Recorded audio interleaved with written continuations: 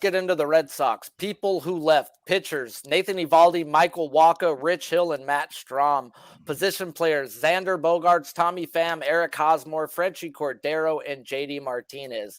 They traded for Richard Blair, relief pitcher, and Albert Mondesi, shortstop from the Royals. Free agency and re-signing: from Japan, Masataka Yoshida, Chris Martin, Kenley Jansen, Jolie Rodriguez, James Paxton, Corey Kluber, Adam Duvall, Justin Turner, and signing a fat contract was Rafael Devers. Coaching changes: Ramon Vasquez will replace Will Venable as the team's bench coach.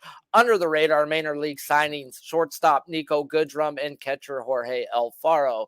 Ian, a lot of movement for these Red Sox. What grade you going to give them for their offseason and why?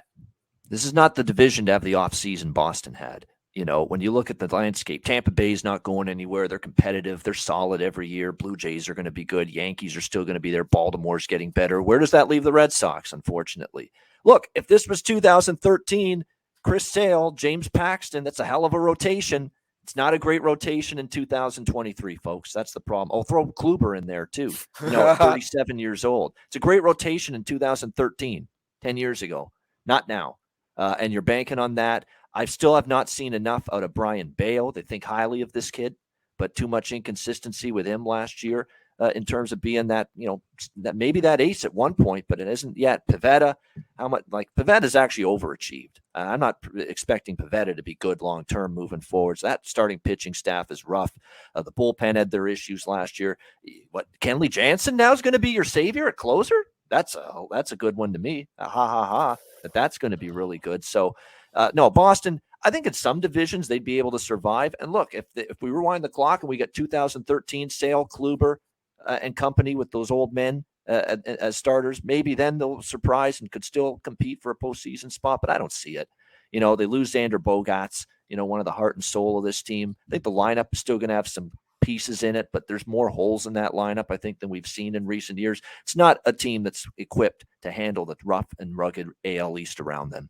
So C- in the offseason for me. Man, I've got a lot of the same opinions as you, and I love it. Jimmy, same question as you. What grade you giving these Red Sox? I give them a C, but I'm not nearly as down on them as others. Now, sure, there are question marks.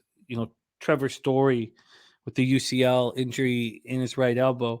It's possible that he's back in April. It's possible that he's back in June. We don't really know at this point, and they need him back very quickly.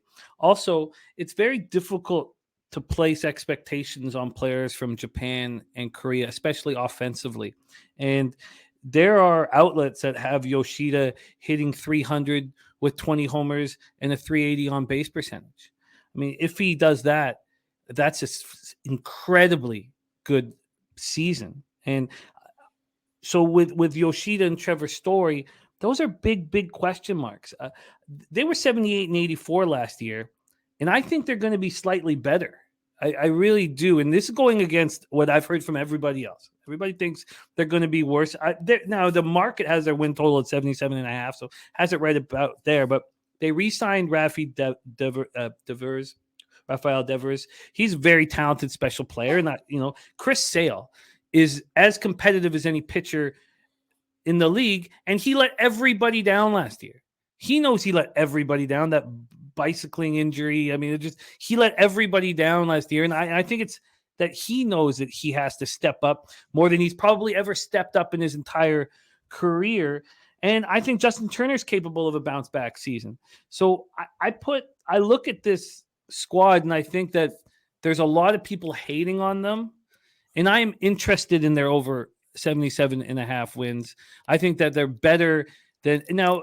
Bobano and you guys, you're right. The AL East is extremely talented, strong division, but this isn't a weak baseball team in my estimation. And look, can Kluber be a number 2 in the rotation? No, I don't think he can. So they have deficiencies, but I think that they're better than people are giving them credit for, and I'm interested in their over 77. I'll say one thing about Jimmy's point. If Boston had a great year last year, then it's different because then maybe the under looks more appealing this year. But they bottomed out last year.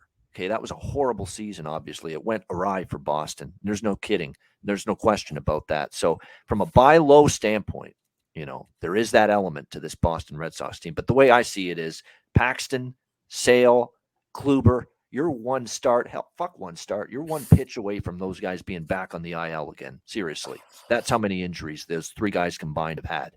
Yeah, CBS Sports gave them a C minus. I gave them a C myself. They lost 3 guys in their starting rotation that weren't even that solid last year, and they didn't fill the void to me. So you went out and got a couple relievers, Jensen and Martin, and it doesn't always fucking work out when you go get a couple guys. Like one guy adding in, okay, but 2 or 3, like now you're just fucking doing too much. Like I don't think they know what they're doing. I think they're trying to do an old school Royals thing where build a bullpen and hopefully our starters can go 5. But, you're not the Rays, guys. You're not the Rays. So I'm not high up on these guys. They have, like Ian was saying, one of the worst rotations, let alone in this division. Oh, Lord.